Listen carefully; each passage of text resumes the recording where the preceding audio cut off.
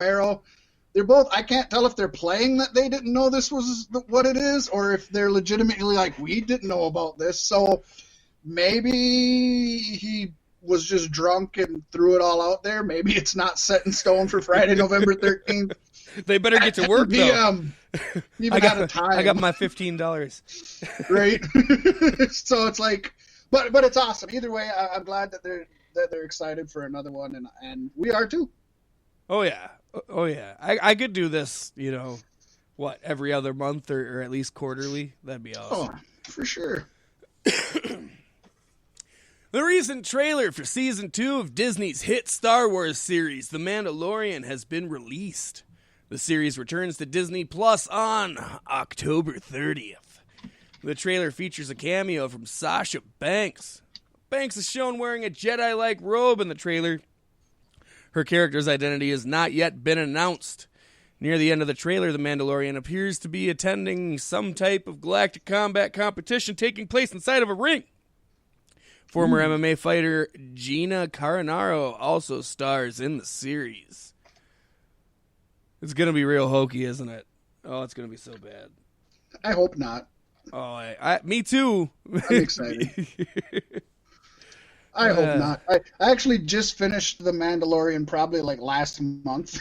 Oh, geez. It took me that long to watch 8 episodes, but I love it. I think it's great. It is really good. It's well done. It's got the right amount of cheese to still feel like Star Wars, but it feels...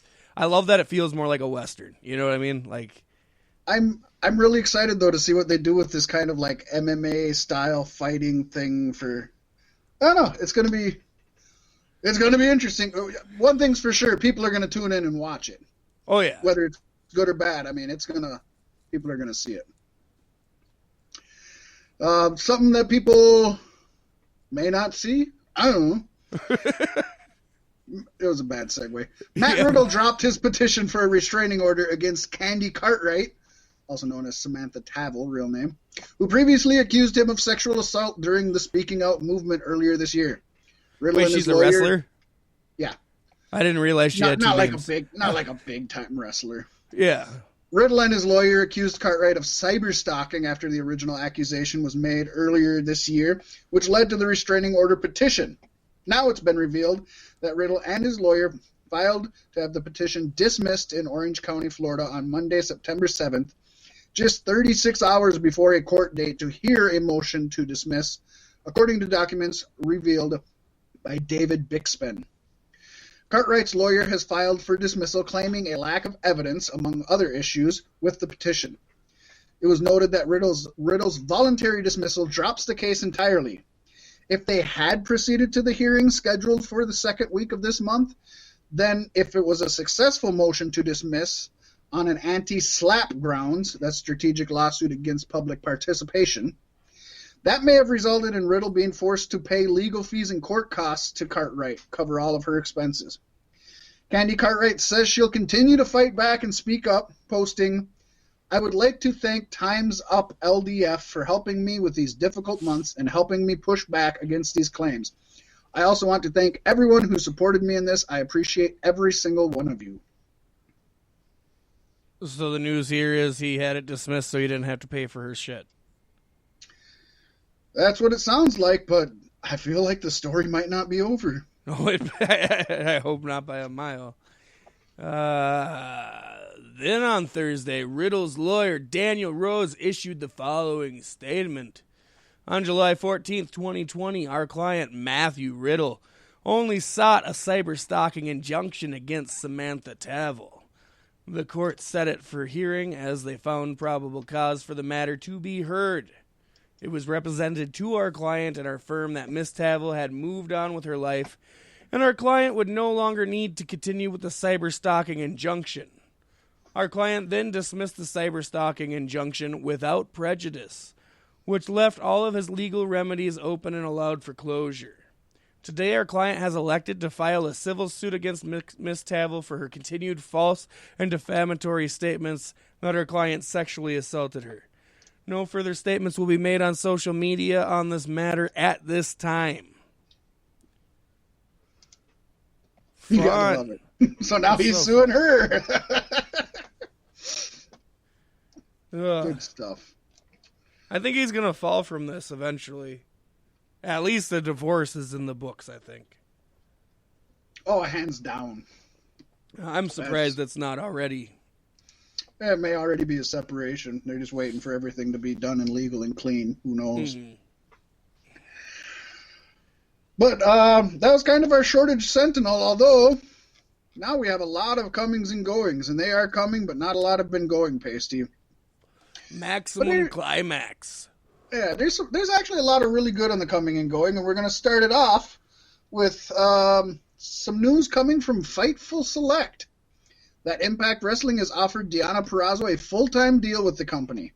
The length of the deal is said to be at minimum 2 years, with increases in compensation over the years. Purrazzo had arrived in Impact Wrestling a month after her release from WWE, and she went on to immediately win the Knockouts Championship, defeating Jordynne Grace at Slammiversary. The same Fightful report also noted current Impact Wrestling Tag Team Champion Alex Shelley is working without a deal, as is EC3. It's unknown if Impact has offered the two of them deals or if they will continue to work on a per-appearance basis. Both great talents. I hope wherever they go, they're happy and get paid. Oh, yeah. But Fightful was busy this week, Paystee, because more breaking news from Fightful says that James Storm is apparently a free agent at this point. His contract with the NWA has expired, and he is now free to show up wherever he likes. It was also reported that there was a provision in James Storm's original contract which allowed him to control his own bookings outside of the NWA. Even if he was still with the NWA, he would have been handling his own schedule.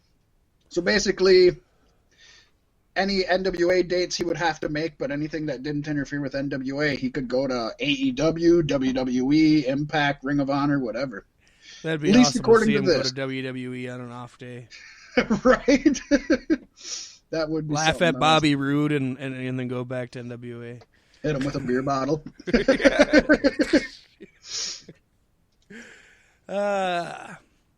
Will Hobbs is All Elite. AEW announced the signing Wednesday afternoon. Hobbs has been competing on AEW Dark over the past few weeks and picked up his first victory 2 weeks ago. The news of Will Hobbs joining AEW was well received by several members of the AEW roster. Jim Ross, Jungle Boy, Sammy Guevara, Isaiah Kennedy, and Peter Avalon are among the wrestlers who tweeted their approval. Does their approval really matter? I don't think so, but he does get my approval. So yeah, oh yeah. I'm looking forward to that Hobbs. 6-man next week. And Paystee, if it rhymes with Will Hobbs, it's got to be Jeff Cobb, by gum. And he has been one of the top free agents in pro wrestling this whole year. He had notable runs with Lucha Underground, Pro Wrestling Guerrilla, New Japan Pro Wrestling, and Ring of Honor. He was even briefly aligned with Chris Jericho's Inner Circle in AEW. He has teased in recent months that he signed with a major promotion, but would not reveal which company he had committed to. On the latest Wrestling Observer Radio, though, Unky Dave Meltzer confirmed that Cobb has signed with New Japan Pro Wrestling. Jeff Cobb will enter this year's G1 Climax tournament. That's one of several signs that New Japan Pro Wrestling is his new home. And the general feeling is that Cobb's goal was to use Ring of Honor as a stepping stone to get to New Japan originally.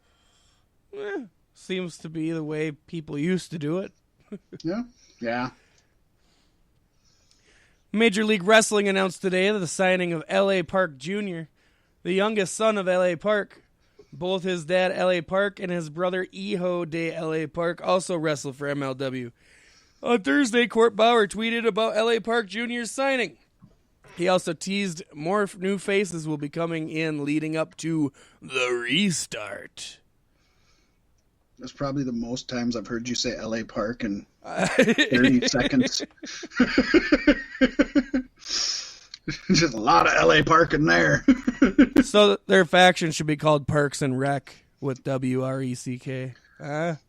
Man, I just started rewatching Parks and Rec, and I'm on season 2, and now it expires in like 17 days. Oh, and no. It's like 8-9 seasons. I'm like, well, I'm not even going to keep watching it now because there's no way I'm getting that much in. I was so pissed because I haven't watched it for probably like a year and a half, 2 years or something. And I was like, oh, yeah, man, let's watch this again. It's fun. Oh, the fuckers. Oh, speaking of fuckers, PW Insider broke the news on Friday that Melina is returning to WWE. It said that the current plan is for her to work on the Raw roster, and she could be back as soon as next week. But the former Women's and Divas champion has shot down those reports. Through a lengthy Facebook post on Friday night, Melina noted that the reports make her heart ache because she loves her fans and does not want them to raise their hopes only to be disappointed. However, Melina did not rule out the possibility of returning to WWE at some stage. Yeah, okay, Edge. She's going to be there next week. Yeah. The next part is part of this news media. I don't know why it's on a separate dot. But basically, just we could skip that whole thing. Just go on to old Jeffrey, Paystee. Jethro. Yes, Jeff Hardy recently signed. Oh, why? Can we skip this one too? I know, right? But Jeff wishes he could. Maybe he just Ray did it. I might as well. Maybe that's right. And he didn't know what he was signing. Vince is like, "Here's some drugs. Now, can I have your autograph?" Right. He signed a new contract with WWE, folks. It was also confirmed that his No More Words theme song will return once WWE is able to have fans at shows again. Wow, that was what my song's got to come back. Okay, if we get fans back, you can have your song. I'm sorry, Jeff. I'm sorry. Hardy said the return of the fan favorite theme song was a part of his new contract. You know, Ray had to get his son into the company. Jeff just had to have the theme song. Right? I feel like he could have bartered a little more. When we do get in front of a crowd again, that was a part of me re-signing. I was like, if we get in front of people again, I'd like to use No More Words again, because I know y'all own it. So that was the deal for me re-signing. It's going to be the ticket when we get back in front of crowds. Yeah, we're going to get back in front of crowds, and I'm going to have No More Words. That's going to boost me even more to hear that music again. Just because I think the Hardy's Boys music is just for Matt and Jeff Hardy, not just Jeff Hardy. So fun. He sounds like a kid or something. I think like he's more broken than Matt after the concussion. Fuck. Yeah, I know. It's woo. Is that twin brother thing where like one gets hurt and the other one? Yeah, it's the old Corsican brother. Matt didn't get a concussion. Jeff did. Oh, Tony Khan was right all along. Oh my gosh. Jeff. Well, Paystee, that may have been a blow to the Hardy family, but WWE got a blow to their family, their corporate family, that is, because they lost a major ally at NBC Universal this week as Chris McCumber. Yeah, no, pause here for a second, because I swear to God, WWE just partners with and hires people that Vince likes the names of. The name. Seaman Canyon. Give me that cucumber guy. Who does he work for? Let's go to them. I like that cucumber guy. Oh, so Chris the Cucumber McCumber left the company after 19 years. Deadline reports that the Cucumber, who worked as president of Sci-Fi and the USA Network, notified his team in an internal memo on Wednesday. His departure comes after a major restructuring at NBCU under Mark Lazarus, chairman of NBC Universal Television and Streaming.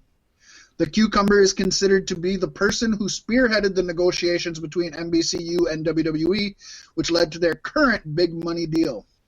The Cucumber oversaw some of the most profitable years in both USA and Sci-Fi's history, even after linear ratings began to drop. Deadline also pointed to how the Cucumber was the point person overseeing USA's long successful partnership with WWE. The Cucumber is the one who developed USA's signature brand campaign, Characters Welcome, and rebranded Sci-Fi in 2017. It was noted by Dave Meltzer on Wrestling Observer Radio that the Q